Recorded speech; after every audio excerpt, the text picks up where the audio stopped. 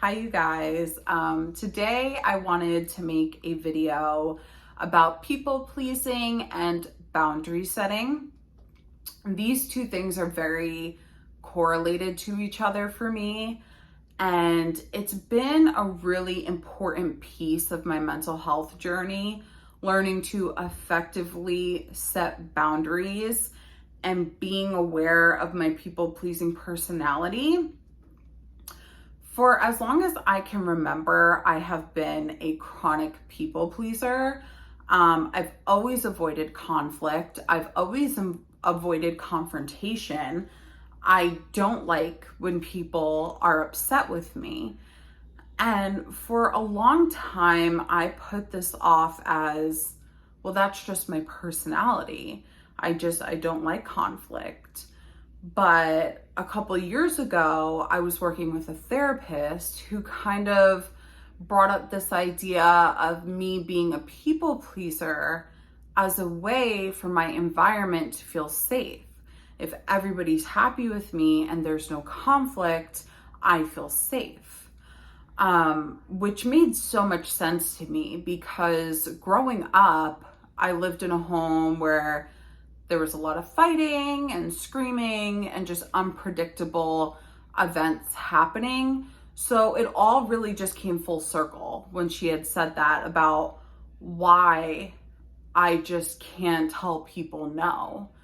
So when I first started this journey of the people pleasing and the boundary setting, one of the first places I felt was important for me to start was accepting that people were not going to be happy with me all the time. It's not a realistic idea for people to be happy with us all the time. There's this TED Talk by Brene Brown. She is amazing. I love her work. And she did an amazing TED Talk on vulnerability.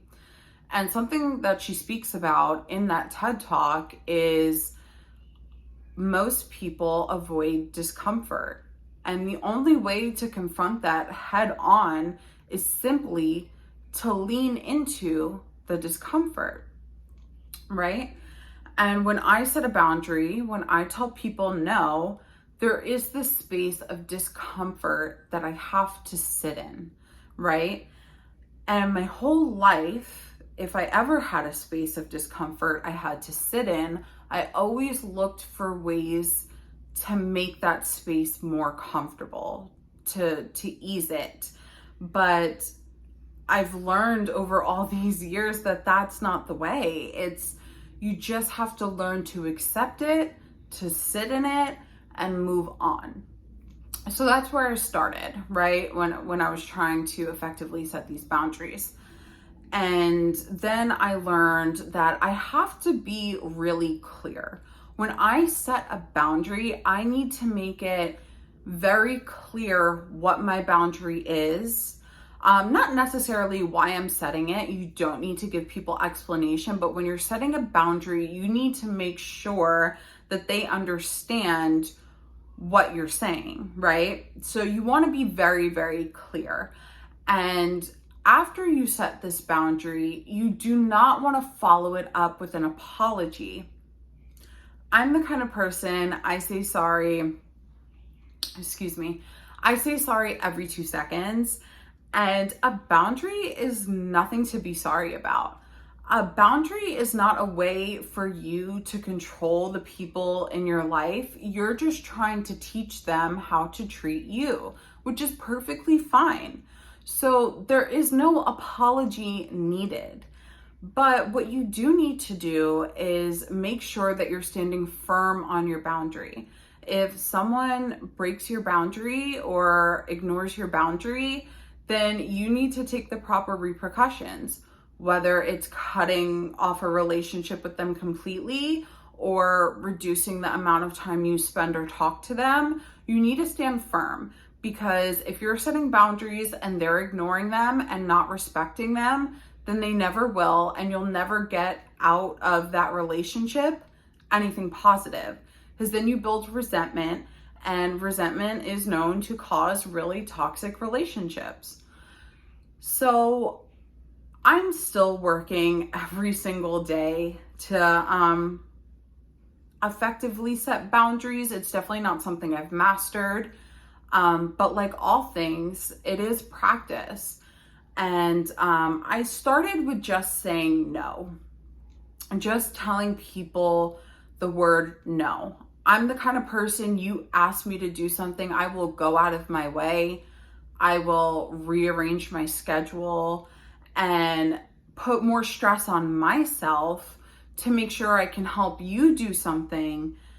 And in turn, I'm getting really bad anxiety. Well, now I didn't get what I needed to get done because I'm helping somebody else because I couldn't tell them no. So telling people no gets easier. I could say that from experience. Like after a couple times of telling people no, it did get easier. And that's really where I started. And now I'm really practicing setting boundaries. And, one thing that I did touch on in my childhood emotional neglect video was that I have a lot of like generational curses throughout my family. And I say that as like, these toxic relationships and traits that were kind of just passed down over generations. And one thing that I find is like, if I try to set boundaries with certain members of my family, they kind of view it as, well, you're my niece, my daughter, my granddaughter, my sister. I'm allowed to ask you these things, or we're allowed to talk about this, even if I set a boundary that I did not want to talk about it. And that's not respecting my boundary. You know what I mean? Just because we're family doesn't mean that I need to talk to you about, quite frankly, anything. And as someone who has a panic disorder, I have learned that I need to be extremely cautious about what I talk about, even what kind of music I listen to, who I follow on social media, because those things, even if you don't realize it, subconsciously, it can amp up your anxiety, or in my case, even my panic. So if I set a boundary about something that I don't want to discuss with my family, it has to be respected, because I am on a journey of, healing and lowering my anxiety and, making my panic disorder more manageable. And those boundaries are extremely important. And, just getting out of that idea that I need to people please to be safe and to be an environment that I can thrive in, because that's just not true. And just every day, and it's work, and I'm not perfect at it, and I'm trying my best, but I really do think it's been such an important piece of my healing. And I just really wanted to share this with you guys as some food for thought, and give you guys something to think about. But that is all for today, you guys. I just really want to make this quick video. It is so pretty outside, and I hope you guys are enjoying your long weekends this weekend. And I will be back soon. Bye, guys.